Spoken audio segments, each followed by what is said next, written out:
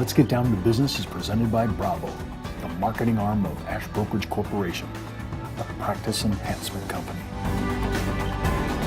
All this week, it's the Advanced Insurance Sales Series, and on today's show, retirement product options. And with me today is nationally recognized advanced sales expert and creator of InsMark, Bob Ritter. Hi everyone, I'm Steve Savant, syndicated financial columnist and contributing author to Backroom Technician. Let's get down to business. Well, welcome to the show, Bob. Thank you, Steve. Nice to see you. Bob, I have to say, I was reading your resume, and I've known you I've been in this thing 30 years, and how long have you been in the industry? Over 50. Over 50, I think it's 56, actually. And you started with Mass Mutual, right? Yep. And you were not only a Mass Mutual agent, but were you not the youngest general agent ever in their system? I hear it's still ever, yeah. It's still there. Wow. Well, I started out with the venerable New England back in the day. Well, we were trained like peas in a pod. That's right. And think about this. I didn't even know brokerage existed when I got into the business. How about you? Barely. My New York agency got me involved, yeah. But one surprise I did see, and I'm a fellow musician myself and made my living until my mid-30s, so I got into financial. I see that you were also a musician as well. Well, at one point, yeah, I was. Well, I see that you were on television on the Tonight Show when you used to play. That's pretty huge. Yeah, that was a big deal for us. It was a big deal. Well, it's still a big deal. You were on the Night Show. Who was the was it guest? No, Steve Allen. It was Steve Allen before Johnny Carson. Okay, wow. Jack Parr after, in between, yeah. Well, I'm looking at, you have the #1 software in the United States for any advanced sales planning. It's huge. Your name is known for connecting advanced in sales, especially focusing on insurance sales, comparing it to other products. And when I look at this, I'm trying to figure out, today we're going to talk about product retirement options. And when I'm looking at options, there's so many options out there, and I don't know how to compare it. And what you've done is you've taken InsMark, and you've made this a mathematical call. It isn't about whether you prefer one product over another. It's about, what does the math say? What's the bottom line net return? Absolutely. Talk a little bit about why you invented it. How did you, are you a software person by nature? No, but I think there's something in music and math that works on the same part of your mind. But I discovered that I felt a whole lot better when I was comparing one thing to another. That nothing is really very good in an absolute sense. It's good in a comparative sense. And so life insurance is not absolute great, it's comparatively great. And so that's the way I move towards it. Well, when we look at it, why don't we put up on the board the first document and talk me through it, because a lot of people really enjoy InsMark. What we've done is, instead of doing the illustrations, we went ahead and actually taken one of your summary sheets. And when I'm comparing it, I'm looking at our first case study here, and it's talking about a male 45, $500,000 of index UL, index universal life, and he's doing $20,000 a year. Now, walk us through some of the basics here of what you've done here in this summary statement. Well, there's a variety of alternatives. The most obvious one, of course, is a taxable account, and we can do them all the way from taxable to equity account to tax deferred. But I picked taxable for this. And then the key is, what if the UL is going off at 7.5%? What do you put the taxable at? There's no way you're finding a taxable 7.5 today. Of the classic sense, you're talking 1s and 2s and maybe 3s if you stretch a little. But I did 7.5 on a taxable account to give it the best possible look against the 7.5 UL. And so what we're doing is saying X dollars into a taxable account, X dollars into a universal life. And what do the numbers say? How good is the UL compared to a taxable account? What happens here happens no matter what instrument you have, including an equity account. So if you're looking, and the first rule of thumb is, we're trying to get to the net number. After tax, what's my spendable, what's my true cash flow? Do you think most of our advisors think that way when they're looking at retirement comparisons like this? God, I would hope so, but I don't. Perhaps not. Yeah, see, this is where I'm always taken back. We just had Ken Davis on a couple weeks back. He's a CPA and a certified financial planner, and we were not taking into account any of the issues for Social Security taxation. It was unreal. I couldn't believe how many emails we had based on what? Steve, I didn't know that the capital gain trap. I didn't know about the AMT. I didn't know about tax-exempt muni bonds and their impact on Social Security. What we've done here is we've taken a comparison that actually shows taxable and tax-free, especially if you keep the contract in force. Now, when I'm looking at 7.5, I don't know what product has done that in the equity market, but there are people that boast of that. There are asset allocators out there, Monte Carlo theorists, that actually believe that they have 7.5. But if I really got that, when you start looking at these numbers have secondary impact, because I just brought up one of them, Social Security. I mean, if you actually were pulling only your tax-free withdrawals to basis and policy loans of gain, and you kept that contract in force for the life of the client, that would not impact the Social Security because it's not going to show up as income. Correct. Talk a little bit about this whole issue of net return, because this is where I say, you said we hope their advisors are bringing this up. Bob, I'm thinking that we need to actually walk through this and make sure everybody is bringing it up. Well, the only thing that contaminates the growth of a life insurance policy are the mortality charges. The only thing that contaminates a taxable account is income tax, perhaps a management fee, which I didn't even show here.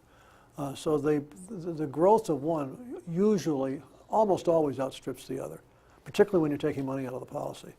That's the real definer of quality, I think. If it can sustain a reasonable level of after-tax cash flow, stay in force, it'll beat anything on the market. When you think about what you just said, because I think this is, you said you didn't take the actual fee by the advisor. If this was a qualified plan, there's no fees coming out of the qualified plan. If they're using any equity accounts that have maybe extra expenses from the statement of additional information, I mean, that's a lot of extra numbers. We're not even doing that, and look at the numbers and the results from the analysis. Yes. See, to me, that's the big thing. If you take the all-in and figure, I'm not afraid to put cost of insurance on the table.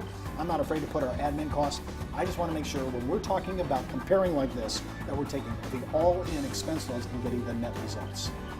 When we come back from the break, we're going to discuss the #1 controversy in the insurance industry. Should you sell your clients and prospects term or permanent life insurance? And don't forget Bob's free trial offer to take InsMark for a spin at insmark.com/free offer/ash. And remember, you can also sign up for the 30-day free trial offer from Backroom Technician at brtnow.com/trialsignup.aspx. We'll be right back after the break. Take a close look at your hard-earned dollar. How do you think your money's doing? Are you keeping an eye on it? Is it protected from taxes, inflation, and market risk? Over time, those Washingtons could become Franklins. With tax-advantaged indexed universal life from one of the largest distributors of indexed universal life, Ash Brokerage.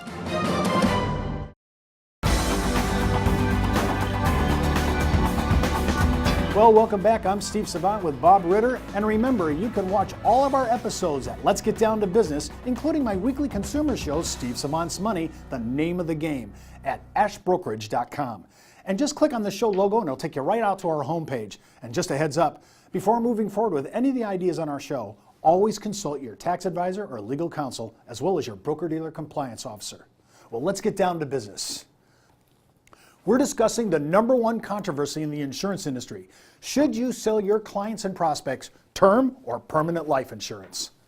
Well, Bob, we're talking about probably the most controversial, as I said on my coming into the segment. It shouldn't be controversial. We should just let the math make the call. This is what the beauty of InsMark. Let the math just make the call. It's not an issue, a philosophical issue. It's not ideology. It's mathematics. Buy term, invest the difference. Let's say I have the wherewithal to do whatever I want. I could fully fund it. I don't have to worry about making the difference. Am I comparing the difference to whole life? Am I comparing the difference to index, universal life? I just have the wherewithal. Walk me through just the hardcore math. Let the math be the logical decision here. Well, in the case we're talking about today, we've got a $20,000 premium on a $500,000 life insurance policy. You could buy that policy for $600 for about the best term you can lay your hands on a 20-year basis. Which means if you bought the term, you'd have, what, $19,400 a year to put away. The key is not that that's so good, is what can you do with that? Taking the same amount of money, using a 7.5% assumption as on the UL as well as on the so-called side fund, a taxable account here. What you develop is a distinct difference in advantages of the cash value life insurance. Well, walk me through some of the basic advantages of doing this, because the math clearly shows this. Well, several. Probably not the least of which is the fact the term runs out, in this case, at 65, where you have an interesting series of choices. Let it go, have no coverage.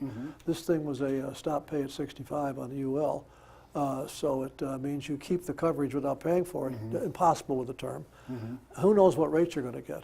It could be anywhere from many thousands perhaps into 5 figures, if you can't pass a physical and get a brand new one just to take the renewal rate that goes along with it. So that in and of itself is you've got basically no premium lifetime coverage with the universal life approach I took here. Let's say that I don't believe what I'm about to say, but let's just go the worst scenario and compound your explanation. Let's say I don't care about coverage. I'm just looking for raw money in, money out, after tax, term or no term, permanent or no permanent. I use this as a supplemental retirement plan. Does it still work? Well, yeah, the term plan, I think, runs out of gas at age 82. The life policy is still cranking at age 95. And that's the answer specifically to the retirement question. That's the reason. So if I'm looking at it, I guess what we're trying to compare is always bringing up we're trying to be fair comparison. And I think this is why InsMark does such a great job, because it really gives you the math on a timeline. In this case, we've done a summary statement off the illustrations. And this really proves to me, even if you are a purist and you said, Steve, I don't even want indemnification. I don't even want protection. I don't even want coverage. I'm just looking at money in, money out. What do I get? Taxable, tax-free, or qualified plan versus non-qualified plan. That to me is the beauty of looking at a comparison chart like this, because it really, really reconciles in your mind. All I've done is input all the actual issues, the tax bracket, the actual rate of return. I've done it on a timeline, and here's my number. It produced this. Exactly. I think that really, I want math to argue the actual discussion here, and this is what this does. And it's not rigged. I mean, occasionally you'll find a case where someone says, I need coverage for 5 years. That's all. It's a business deal and I have to have the coverage. Should I buy term? Probably should buy term. This thing will prove that you should probably buy term. It's not biased solely in favor of UL. Just the numbers work out, whichever way it works out. And so I think that's another thing that you're bringing in some objectivity to it, because I think when you're saying we did the math and you should buy term, because the math is going to make the call. So whether it's term or permanent, what we're always looking for is give me the actual mathematics based on your assumptions. If everybody believes and buys into your presupposition, if they buy into your assumptions, then let's just let the software make the call for us. Exactly. Now, how long has this been out on the street, would you say, in this format where you're able to compare this? We started it in '82, but I was doing it all my life in the business. Used to do it on the old green accountant pages where you do them with ink. Basically the same thing. It's amazing, Bob, because when you think about it, when I first started in the business, I was using a rate card. So you're talking about using this sheet. I haven't heard that mentioned in like years. Remember the green sheet? The green sheet. I haven't heard the green sheet mentioned. So for you young people that are watching us, you're saying, Steve, what are you talking about? Rate cards, green sheets, and no computers. Think about that. A Marchant. Yes. 12-key Marchant. When I think about comparing the kind of ideas that we're talking about and being able to prove it from a math point of view, this really brings credence, especially in the CPA Society, when you're looking at attorneys who deal in estate planning or probate, as well as trust officers who are now just starting to understand, by the way, their liability, that they need to check on all this. Bob, if you had to sit there and say, how long did it take you to generate this? Input and all. Maybe 4 or 5 minutes. So you have if you have all the information on a data collector, and I took that information from my data collector and inputted it, and by the time I generate it, we're talking 5 minutes. First time. The first time, to kind of see what the math is. Yeah. How many iterations do you think you go through on a case like this? Not very many. 1 or 2, 3? Yeah, sometimes. You might want to tinker with it somehow, use a different length of term or whatever. So you could be maybe 5, 10 minutes into a regular case just looking at the numbers. Much of your time is getting your life illustration exactly the way you want it, which has really nothing to do with us because we don't even do that. Well, that's our show for today. Remember, you can read all my online insurance news commentary, advisor blogs, and articles on Producer's Web, as well as my answers to consumer questions on the Insurance Library. And don't forget to view any of our past episodes at our on-demand section located at www.downtobusiness.ashbrokerage.com.